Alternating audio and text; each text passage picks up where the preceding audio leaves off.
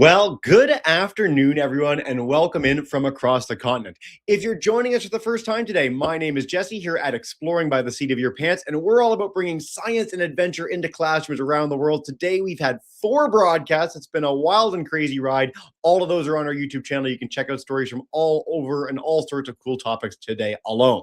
Now, today, we are finishing our epic series in conjunction with our friends at Digital Moment and E2 Adventures, Our Future with AI. The other 2 broadcasts, as I said, are on our YouTube channel, so if you want to explore them, head there and do just that. We also did another whole separate program with Digital Moment today. They're an amazing organization. We're going to learn a little bit more of them in a second, but do check out their website below.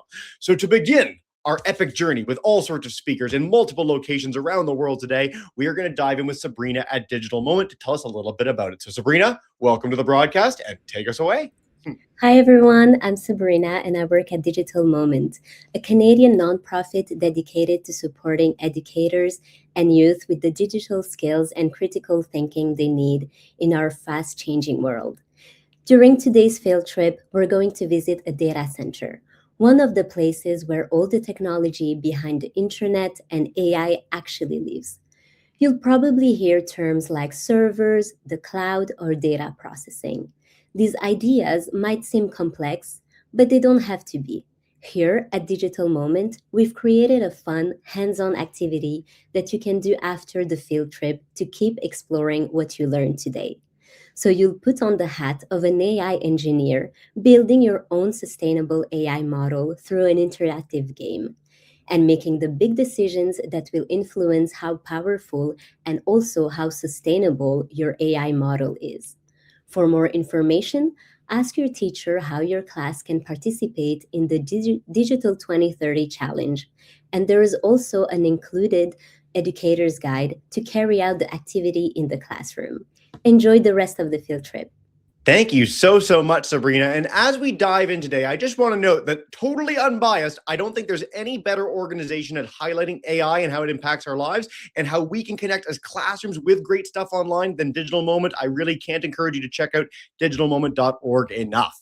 Now, let's get started.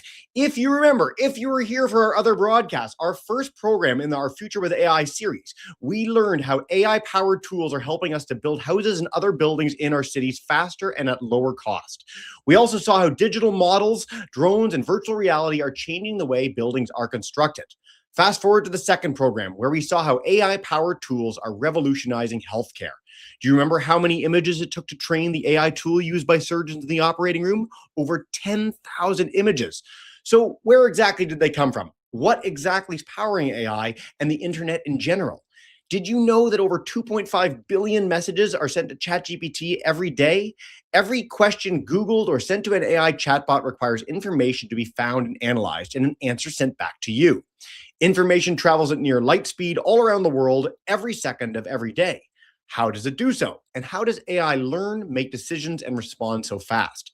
Where and how is all this happening? Today, we're going on an adventure to 2 of these fascinating digital cities, also known as data centers, that power our world. Just look at this map. Every dot is a data center filled with rows and rows of supercomputers. And because some data centers need to keep their location secret, there are also black dots here that represent unmapped data centers. And even though you may not know where your closest data center is, you can better believe that you make use of its services. Students, teachers, business people, media creators, scientists, and more, we all depend on these data centers. In fact, anyone who sent an email, used a Google Doc, or played an online game relies on data that travels through them. Inside these digital cities are the houses where AI thinks and works, the highways that data travels along, the emergency services and systems that keep traffic flowing day and night, every second of every day. And that's what we're going to learn about today. At the end of the program, we'll also have a Kahoot quiz. You can see the game pin right on the screen here that allows you to sort of play along and keep it extra interactive with everything that we talk about today. So listen up, pay attention, and you'll see those questions come at the end. At any time, you can also put your questions in the chat, both on YouTube and StreamYard, and we'll take as many as we can for our guest today. If you have extra when the broadcast is done, you can email us at our website at exploringbytheseatofyourpants@gmail.com, and we will pass them along to the speakers as well. Without further ado, you're not here to listen to me talk, so we are going to take you to Mike Lalonde to begin at Strathcona. Welcome in, Mike. Nice to meet you, man. Hey, I feel very unable to match that level of energy, but I'm going to do my best. You do a great job, Jesse. Thank you. And you hit on everything, the backbone of everything, not even just those things you mentioned. Do you make phone calls? Do you ever, do anything outside of just talking between two human beings? There's probably some sort of AI component to it or some sort of data center component to it. So this is a good example, as you can see on the screen there, of what I would like to call a Star Trek type of data center. And it looks really fancy and cool and all the blinking lights and it's super clean. There's a reason why we call all of the data centers clean rooms. We don't want dirt and we don't want dust particles and things like that getting into the computers, because then they have to work harder. And the harder they work, as you're going to learn in your little tutorial at the end there where you work on your own AI, the harder those computers work, the more power is used, the more water is used and electricity is used. And the more of all that stuff, well, guess what? We run out. And that's not good for the environment. So to start things off, I'm going to tell you we're a data center that's a little bit different than other ones you may see or hear from, in the sense that we are what I would call a truly green data center. The reason I say that is because we try to act green in a more sustainable way by both salvaging older data centers or infrastructure that exists that's currently working and running and putting it back to life. Whereas many of the larger hyperscaler data centers that we're building today, that is usually the talk of the town, those are actually built from greenfield versus brownfield. The difference between brownfield and greenfield is that a brownfield, well, it's something that already exists and you're just kind of retrofitting it or rebuilding it. And a greenfield, you're building it all new. You're buying all new data center components. You're buying new cooling towers. You're buying everything brand new and you're building it all new. And obviously we have to dig that out of the environment. We have to find those rare earth minerals and resources and all that fun stuff. And what we do is we make sure that we use the things that we already have to their full capacity. We get the full life out of them, and we don't just throw things away that still have good life and good value. So that's kind of the story of us specifically. This is one of our newest data centers you're entering. It's very snazzy, but it's not new. It's new to us. This actually used to be a former IBM data center. And why that's important is because IBM spends a lot of money to make things look really, really shiny and new, which is awesome for their really big high-end customers. But there are a lot of needs that we can still service with the basic stuff. Now you got in, oh man, look at all these cool servers. Look at all these computers. This looks so cool. How do I get in? Oh, it's locked. What do I do? Well, you got this thing again, but it's even more complicated than that. And I think, Jesse, you're bringing it up perfect. So this is kind of a digital representation of what's happening here. So you've got a little access point here, and you can see I didn't touch my finger quite right. So my fingerprint is actually my access. So with the fob, it identifies that I'm the right person and then that I am also the right person. So two methods to make sure that you are exactly who you are at all times. Now we're entering this data center and you'll notice it's very loud. It's very loud for a reason. That's because we have these giant HVAC or air conditioning units in the back here. And what they're doing is they're pushing massive amounts of air through the floor and coming up through these perforated tiles right here to feed all these hungry machines. Look at all those blinky lights. And what those machines do, they're very similar to a baby. If you have a baby brother or a baby sister, you feed them and then they burp out or go to the bathroom. And that's basically what these computers are doing. You're giving them some hot air, some water, some things to make them feel good. And then out comes the exhaust on the other end. And then all that hot air is going up into the ceiling and getting recycled properly.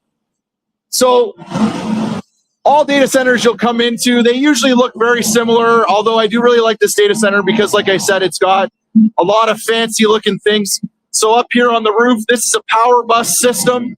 What's really cool and unique about this is most of the time when you have an electrician coming to install new electricity, he's got to run a wire like this everywhere in the house. But here, this is already pre-built. I can just snap this box into place and put any type of power I want there. And I don't have to get an electrician to do it. It's pretty cool. Again, here's another giant HVAC unit keeping us nice and frigid in here to make sure that the computers are happy. We like to maintain a good temperature between 21 and 27 degrees Celsius at the max to ensure that everybody's happy. And over here is a meet me room. We call this kind of the brains of the data center. This is where your internet connections from the outside world and going out originates. So that's what that room does right there. Moving into here, you can see we're in bristling cold weather with lots of snow, which is great. And you must think, well, if we have to cool all these computers, why don't we just let the air do it out there? Well, we do. We do use a bit of the cold air out there. But unfortunately, when you have cold air, what happens is all the water molecules evaporate from that air, and the air becomes very dry. And what happens when you're trying to start a fire? You want something very dry, right? So we have all these machines doing lots of electricity, making lots of power be used. And unfortunately, if you give it lots of dry cool versus wet cold, you will start sparks and fires. And that's also not good for a data center or really anywhere. You don't want that anywhere. Yeah. So that's kind of how that works. So we're moving back into the hallway here. We pride ourselves on safety for everybody. Couple of things that help us with that. One is that you can see everywhere today, there's cameras everywhere. We're always watching. We're always making sure you're not doing anything you're supposed to, because we host many different clients. And in some of those racks that you'll see, as well as in our other data centers, we do lots of cool things that you may not even understand happen in a data center every day. So if anyone in the audience is a fan of Marvel movies, we actually have a client that does all the graphics rendering for one of the most recent movies that they did was the Black Widow movies. So what that is in terms of how does that happen in a data center and how does that happen in a computer? Well, when they shoot something, so let's say right now, I've just brought you into a room where we're going to be putting even more data center capacity in terms of more servers. This is completely empty right now. Looks like a giant soccer field, right? We love lots of big empty spaces. That's what helps data centers work well. So when you put a bunch of computers in here that are servicing a company that makes those Marvel films, what they do is they'll process this image like we have right now, and it looks pretty crystal clear. But let's say that over there in that corner, I want Thanos to be over there. So now I have to digitally render him into the space. Now I can't do that on my phone. But what happens in movies is that they will take the digital file and then they will insert and start to sketch in that digital persona. And that takes lots and lots of processing capability because you have this company particularly has about 300 graphic artists that are all working simultaneously on the same film. So let's say you're drawing Thanos' hand and somebody else is drawing Thanos' head. Well, those two things need to match up pretty closely. And in order to make all that stuff work, or the secret sauce between, so to speak, you need really powerful infrastructure in order to make the graphic artists who are sketching that make it seem seamless. So if I update the head in real time, you see that head change. I update the hand, you see that in real time change. And then that allows you to be able to make the end product, which is a fantastic Marvel movie. A lot of other stuff that we do in data centers that we don't know about, but you think about space. We send spacecrafts out, and you speak to perhaps the Martian rover. I'm just going to flip this back around again. While you're switching that background, I'll just note we actually have some Mars rover programs coming up in the not too distant future. So if you're keen on Mars, this is the other side of that, and then we can talk to some of the scientists that are actually doing the engineering work in the and very soon on our YouTube channel. So that's very cool. Very cool, Mike. Yeah. So like we don't realize that a lot happens, but this specific client.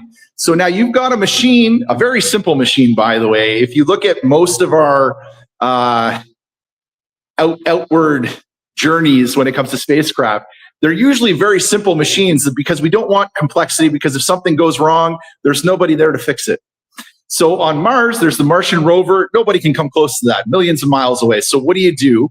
Well, every command that you send it, you better make darn sure that it works the way that you expect it to, right?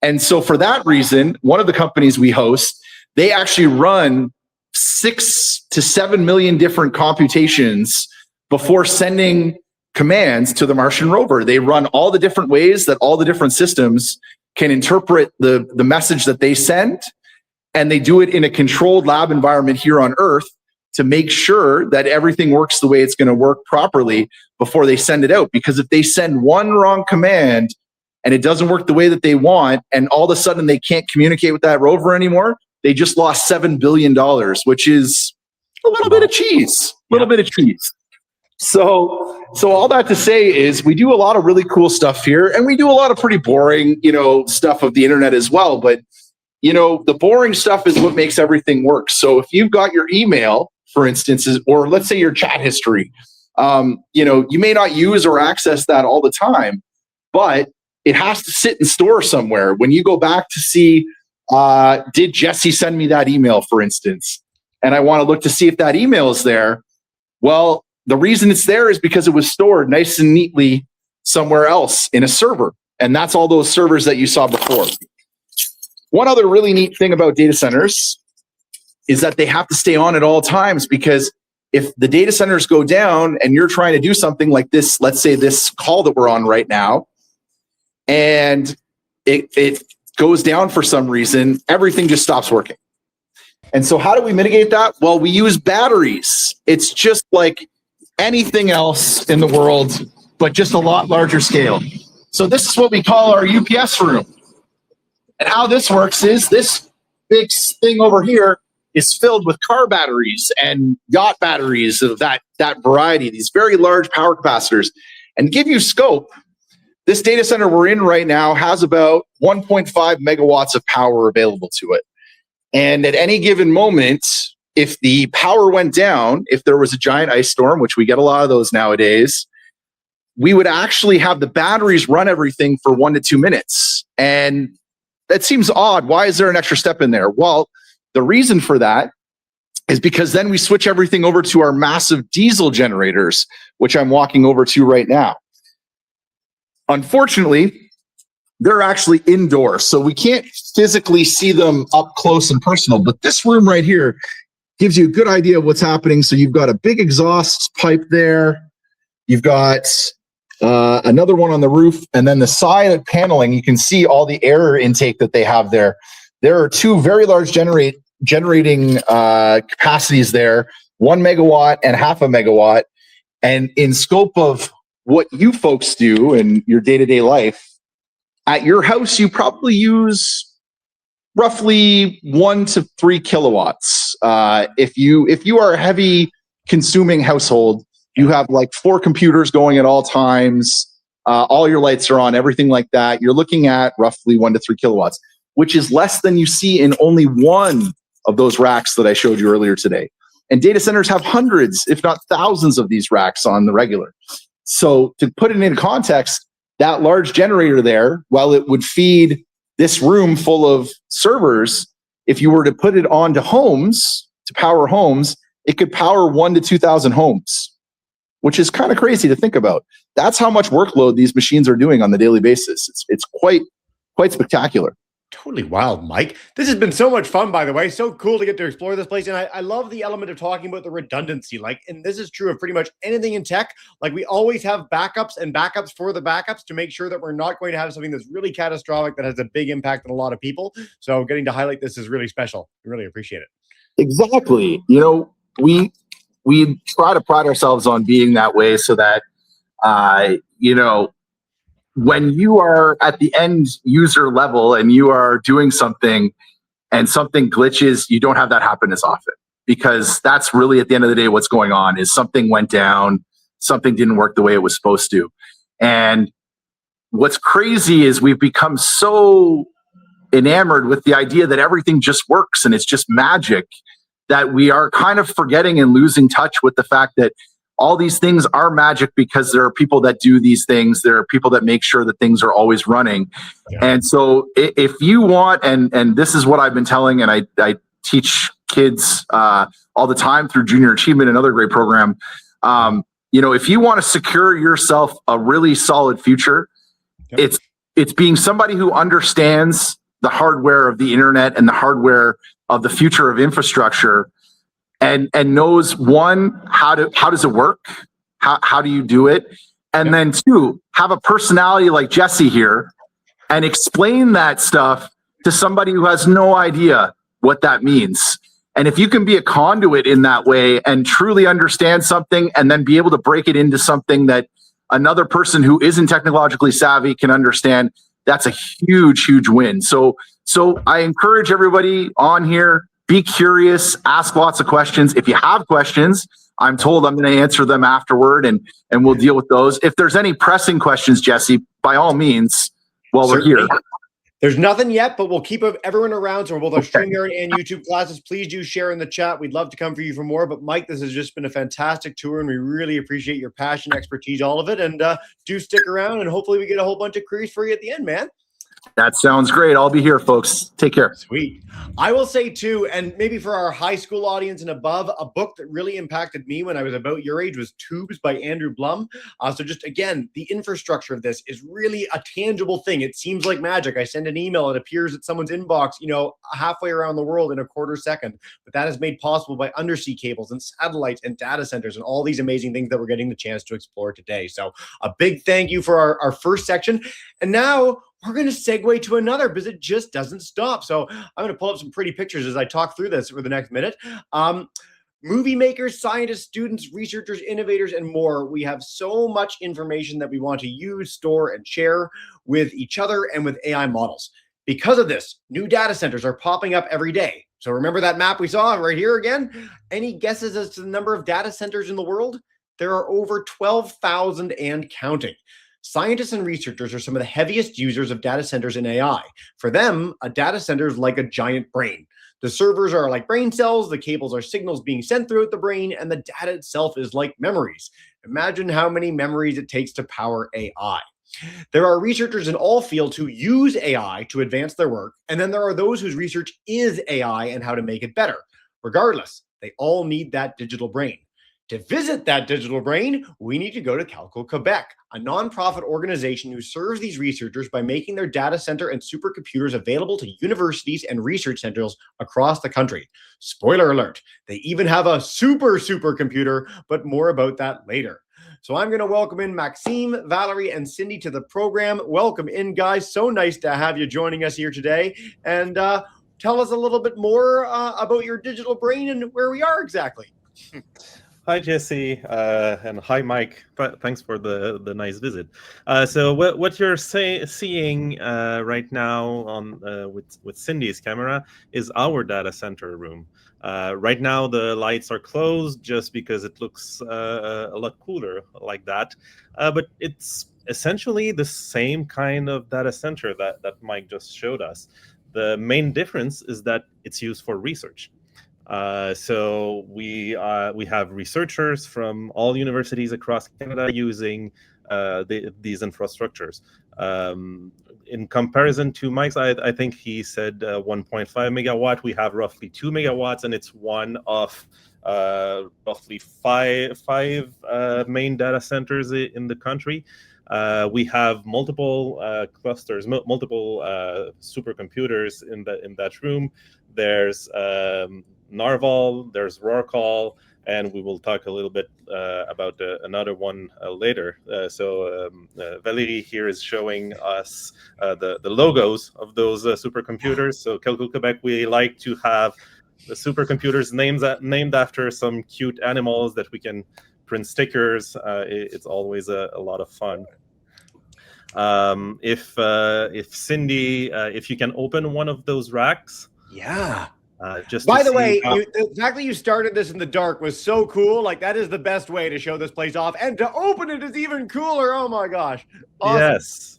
So what you're seeing here is basically a supercomputer is like 1,000 of small computers that essentially work like your laptop, except they are all connected in networks together. So what you're seeing right now is all of the network cables that allows the different computers to talk to each other. And this is really important in research, because truly the calculation that are done by researchers these days, they often don't fit in one computer. So they need to use multiple of those to do one computation. So just to train one AI model, for example, or one simulation of an aircraft. Yeah. Very cool, guys. By the way, I want to stress, like, all of this for me as someone who, I know I work in digital education, so this is super ironic, but like, calculators elude me, automatic doors don't open for me. Like, in general, tech hates me. So the fact that we get to walk in and explore one of these places and how cool it looks is very fun. And I really appreciate it. Who works here? Like, so we've got a team of the three of you here today at Calcul Quebec. How big is the team, and what do you guys all do there? So we have a team of, I think we're now 70 or so within Calcul Quebec. So we are spread between different universities. So right now, where Cindy is, that's at l'École de Technologie Supérieure, the ETS. That's where the main data center is. But we have people working from McGill, from Université Laval. So I'm at Université Laval, Université de Montreal, Université de Sherbrooke. So many of the universities in Quebec, we have personnel. That doesn't mean we have hardware, because basically our role is really to help researchers using this hardware. So the hardware can be in one place, but the team can help researchers from any of those universities. Super cool. And Valerie, I hear you have a cool prop for a hard drive for us to explain a little bit more in depth some of the cool stuff you've got on the go. Yeah, well, when we open the door, so one thing, we're not hearing. So there's a lot of noise around, it's more than 100 decibel in the data center. Yeah, so that's why we cut the sound for when Cindy's in it. And also when we open the door, so these are cooling doors. When we put our hand close, not touching anything, but close, we really feel the heat coming out around 36 degrees. So it's cooled down with a circuit of water. All the time. Cool. Yeah. If it's too cold, then we would have condensation of the water. And if it would be too hot, well, it wouldn't be good for our servers. So what it looks inside, it's mainly like pizza boxes inside. Okay. And I have an old one here that is open. It's pretty, oops, a part fell. It's an old one, so that's okay. Something's going to fall. Yeah, I don't want my colleagues to think I stole one. No pressure. So yeah, it looks like this inside. Yeah. What on earth is going? Okay, so I mean, for me and for our students' sake, we've got grade 4s and 5s and even younger today. Like, that looks like the freakiest, most complicated thing I've ever seen. So can you break that down for me in a way that like a total novice can understand? So there are, let's say, three main parts. Under the orange part, like the heatsink, there is what Valerie is putting there. So there are two of those. Those are really the brains of the computer, and those are what we call the CPU, central processing unit. So this is what does all of the calculation, the simulation, the like figuring out what ChatGPT needs to answer. This is what does most of the calculation. Then on the sides, the little slots, those are for hosting data while it's being calculation. That's called the RAM, the memory of the computer. And on the top right, that would be, I believe that would be a hard drive. So this is where we store data for long term on the computer. Yeah. By the way, as you're explaining this, I love that we have kids in the chat saying doesn't look too complicated. Maybe to you, someone who grew up after the internet really took off. This is like black magic to me, but I appreciate your sentiment. It's something really interesting thinking Please. It's not that complicated because it isn't really for people who know computers. Historically, supercomputers were really big special parts made for supercomputers. But now what we have is a computer, it's a cluster. So it's basically computer parts, which are mainly like our computers, and we have a lot of them and they communicate together. So it's not that different of other computers, but we don't have screens, and it's really only for the research and the computing power. But it's not that different. Cool. Well, thank you for the context. Oh, Maxime, go ahead. One thing I'd like to highlight. So Mike talked before how the data centers are built to be redundant. So you have a power outage, you keep running. One thing that that is also built to be redundant is if a part breaks, which does happen. Your phone can break, your computer can break. There can be some part of the computer that breaks. Those supercomputers are built such that you can actually replace some of the parts while it is running, and it just keeps running and adjusts itself. Especially cool. the hard drive. So that's probably the part that breaks the most. We can remove a hard drive, place a new one, and it will rebuild and start working again. Neat. Thanks, man. So when we were with Mike, we talked about Martian rovers and Marvel movies. Can you tell us some of the projects or favorite research projects that you guys have there?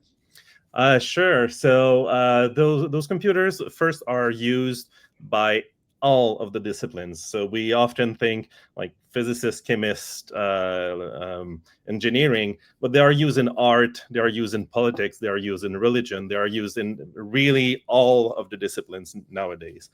So a few examples. We've all lived through the pandemic. The supercomputers at Telco Quebec were used by our government and researchers to figure out what to do to manage the epidemic, what to do to help cure the virus. So that was really, really useful, and that was on a day-to-day basis. So there were simulations done on our computer that were advising the government. Another example with AI, some researchers are using AI to figure out how to organize urban forests, so the trees that we have in the city, to help so that to figure out which tree is most likely to break and cause a power outage. So it's helping inform. So it could help inform, for example, Hydro Quebec to figure out where to cut or trim the trees so that we have a more reliable network. An example that I like also is in music. There's a researcher that is using our computers to take really old partitions, so from like 400 500 years ago, and to digitize them, so to read those partitions, figure out what were the notes that the composer wrote, and then put that into digital music.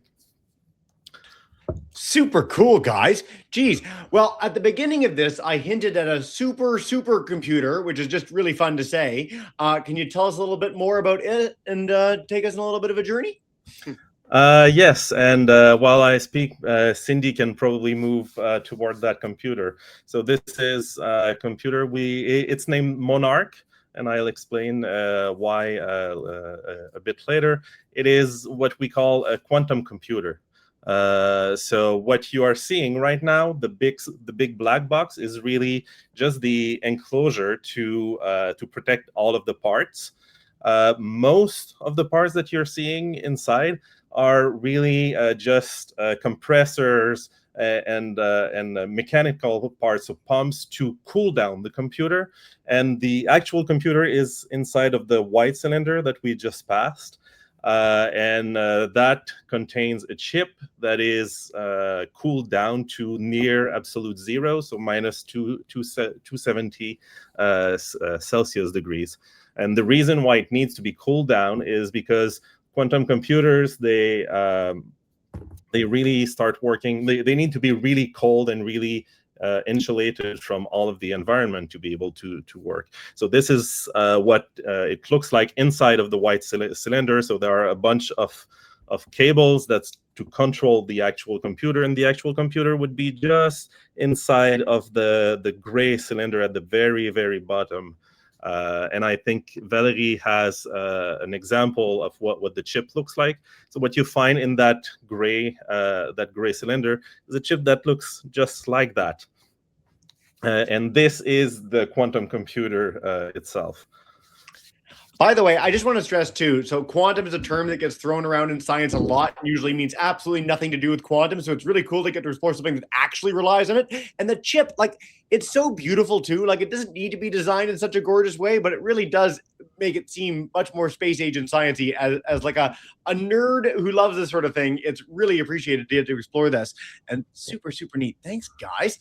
Geez, is there anything else you'd like to highlight or share before we dive in with questions? We've got so many groups here today, so we've got lots of time for questions. We are going to do our big Kahoot together, but is there any top tier stuff you want to explore? Maybe there's one thing we could say. So the Please. two supercomputers we saw, so we have many thousands of researchers and students using them. Around 6,000, 7,000. They don't use the whole supercomputers. They use part of it and they exchange, a bit like a library. As for a quantum computer, we don't really call it a supercomputer. It's really a different type of computer because right now it's way less powerful than our supercomputers. Classical computers right now are really good. So quantum computers, we think that in the future, for some specific things, they'll be really great. But right now, we're really more the testing phase. We're like in the 1960s of regular computers right now with the quantum computers. So we hear a lot of things about what they're doing. Yep. But we're still getting there. Yeah, getting there. Yeah, it's more about the promises of what they might do in the future than what they can do right now. Monarch, the quantum computer, you can simulate it on your laptop or and probably some of the students watching us, maybe there'll be some of them working with quantum computers, and we don't really know what they'll be doing in a couple of years in the future.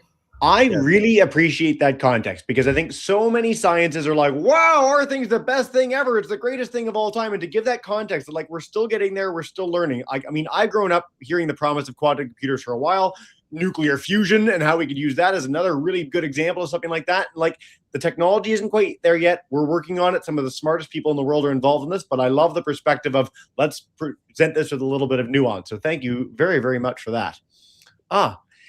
Before we dive in, now we've got like loads of time together for a Q&A. I do want to dive in with that fairly soon. Is there anything else you want to highlight before we start our Kahoot together? Just test some understanding and have some fun? I think we're ready for questions. Sure. Let's do it. Well, questions.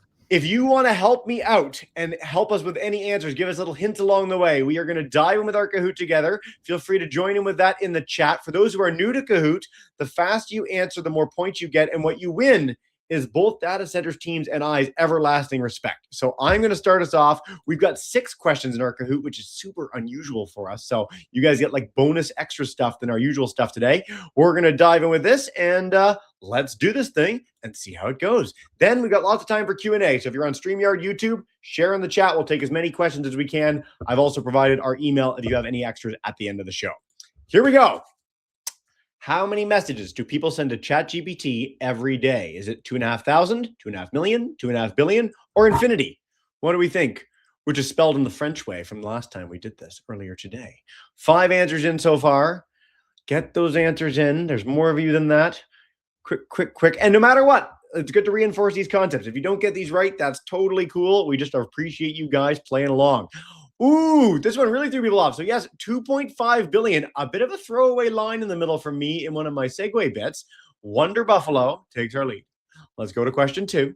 What do data centers do? We've had the chance to explore quite a bit today. It's been really exciting. Do they communicate with aliens, process, store, and send data, produce movies, or charge electric cars? Now, I know Mike talked about Marvel stuff earlier, but very specifically, the element that we are doing is maybe one of these other answers that's on the screen. Let's see, 20 answers in, 4 seconds to go. Get those answers in, everybody. Here we go. Yes, process, store, and send data. You guys are killing it. Way to go. That's an easy one. Let's see. Wonder Buffalo keeps our lead. Question 3. All right. Why do data centers need cooling systems? I loved seeing the floor bits. I find that really neat that we have just like super powered air going up and keeping them cool. And that cool is about like a warmish room temperature. To keep employees comfortable in the summer, because you have to freeze data before you send it, because super servers and supercomputers get really, really hot, or they don't. It's cold enough here. We've got a class in Georgia today, and for our class in Georgia, I have 7-foot snow drifts at the end of my driveway, and it is like -5 degrees Fahrenheit, so it is very chilly where I live. Most of you got that right. Way to go. Even though Canada's cold quite often in the winter, we do not need it for that reason. Speedy Falcon takes our lead. All right. What names could we use for the next supercomputers at Calco Quebec? Valerie showed us some logos earlier of the names of the supercomputers. There they are again. Oh, if you want to, all good. So we've got some animal names here. What are some classically Canadian animal names we could have for our next supercomputers? And I hope our American friends get this right, even though you may not be here. Let's see. Dun, dun, dun, dun. Yes, Beaver gave it away. Also put it in the picture. That's our national animal in Parks Canada on our coins. All good stuff. Playful Scorpion takes our lead. And you guys get 2 more questions because we're doing a bonus extra Kahoot today. So this is awesome. What can data centers do to be more environmentally friendly? Reduce, reuse cycles on our screen? Is it leave the lights on 24/7? Use old servers for parts? Unplug the servers? Or turn the cooling systems off at night? Some of these we have explicitly debunked in today's broadcast. So there's one that Mike mentioned right at the beginning of his. Who was listening? Ooh, a lot of you thought turn the cooling systems off at night. No, so servers do need to be on 24/7. There are people all around the world. They're sending data 24/7, so we've got to keep those cooling systems on. The correct answer is we can reuse servers for parts. Very good. All right, Playful Scorpion keeps our lead. Barely. Final question for all the marbles. What is the name of that AI design challenge that your class can participate in with Digital Moment? We had 42 minutes together. Sabrina at the beginning talked about this. Is it Digital Builder, Next Gen AI, AI Design Sprint, or Digital 2030? And maybe I've given you a bit of a hint with our picture. So many questions in the chat, by the way. You guys are awesome. We're going to have a nice 10, 15-minute Q&A when this is done. So keep them coming, and we're going to pass them along to as many people as we can. All over the place. All right. For those who did not get it, Digital 2030, amazing resource. Can't encourage you to check it out enough. We'll pass that to your teachers as well in the chat in just a second. Mythical Raven is third.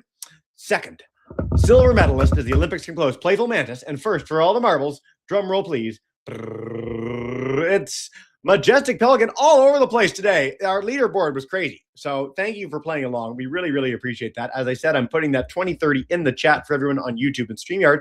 And we're going to dive in with a nice long Q&A. So Valerie, Algo, Mike, if you want to come back in too, we're going to just say hi to everyone. Everybody's here. One of our first questions that you answered in the chat, Mike, but I'm going to come to you first with it so that our classes online can hear it. Have any of you created AI? Like, have you yourselves in any fashion created this? Yeah, I did a thing in the chat there, by the way. I'm not looking at you. I'm just in my car sitting here. Yes, be safe on the roads. So yeah, we have, and I think everyone has, was what I was trying to point out, in that AI is kind of a catch-all term that we've created for intelligence, but at the end of the day, we've been doing machine learning, which is a form of AI, for decades upon decades. As I believe the woman said earlier that was in the other data center, you know, there's different periods that we're in. So the 60s, for instance, for quantum now, you know, if you go back to the 60s of regular computing, we were talking about, wouldn't it be great if machine learning could do all these things for us, could know that I wanted my breakfast like this, could know I want to listen to this music, but we didn't have the power to do it yet. And now we have the amount of compute power that we require to do those sorts of things. And so that's where, quote unquote, real AI or agentic AI or, you know, generative intelligence of some kind is actually coming from. And the only way we get there is from all of your data. So my data, your data, Jesse's data, everyone's data is what's feeding these models in order to build the AI. So in a way, every moment we are talking right now, everything that's happening on the internet is in some way, shape, or form helping to build that AI. So you are all AI builders in my books. Very, very cool. Thank you, Mike. We really appreciate that. I love that we talked about compute a little bit in this. We just did a program yesterday on the Artemis missions going back to the moon. And we've got all these fancy things nowadays. When we first went to the moon, a pocket calculator had more computing power than the Apollo missions, which is wild.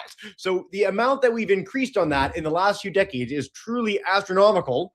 And I appreciate that as our first query. Thanks, Mike, for the answer.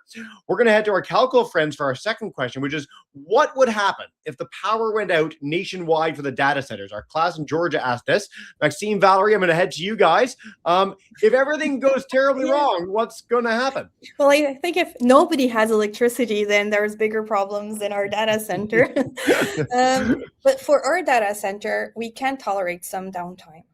We don't have data that will be there that we need, example, for hospitals, that you need the data right now, any day, night, for patients or government or security. It's really, so we could tolerate some downtime. We do have generator in UPS for part of a data center, but that's really for us. So it wouldn't be for any data center.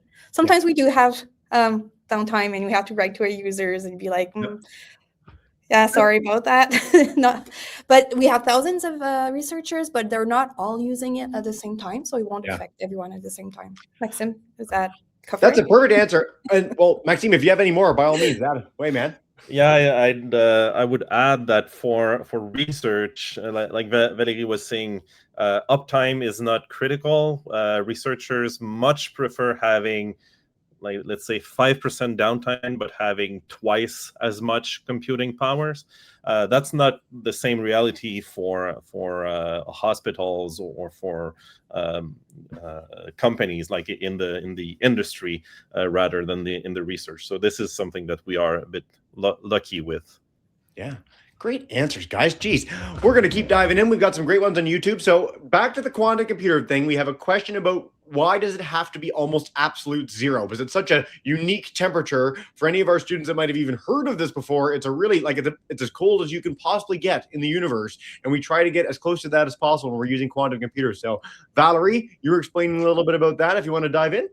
I can start, Maxime, because I'm not a quantum expert, but I'm always with quantum experts, so that helps.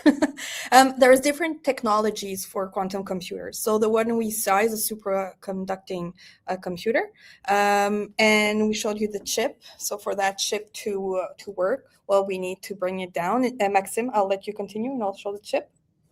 Yeah. So for quantum properties to be usable to do computing, they really need to be completely isolated from everything that's around them, and that includes temperatures.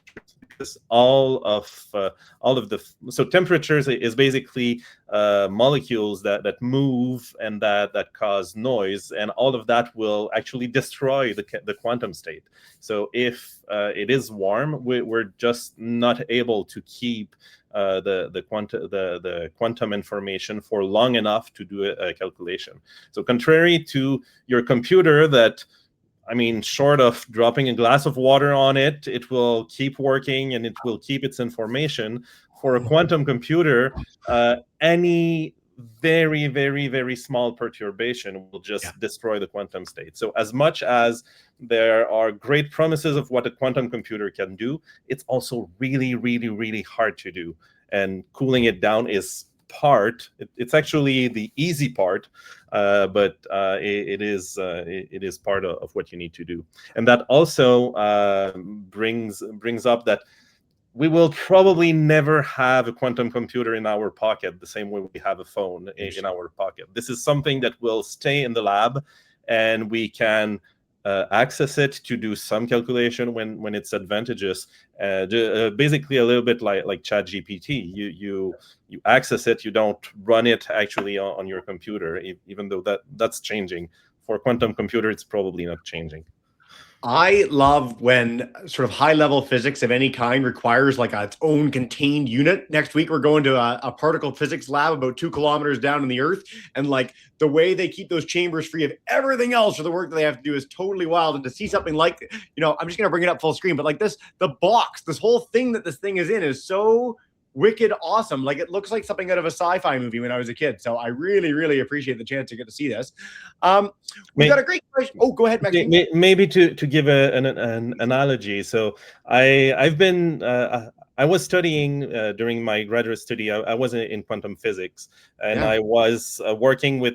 So a friend of mine was working in a laboratory, and he needed to do his experiments during the night.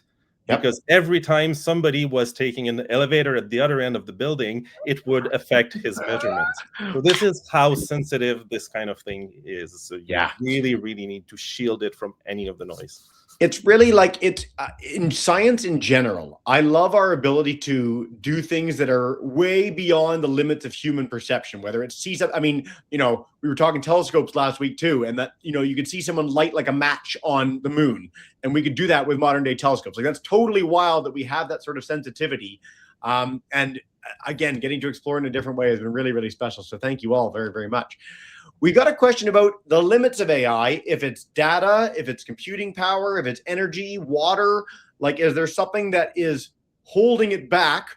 I mean, we don't even need to speak to whether we want to hold it back or not, but is there a main thing that's keeping us from advancing it as fast as some people might want to? I would say all of the above.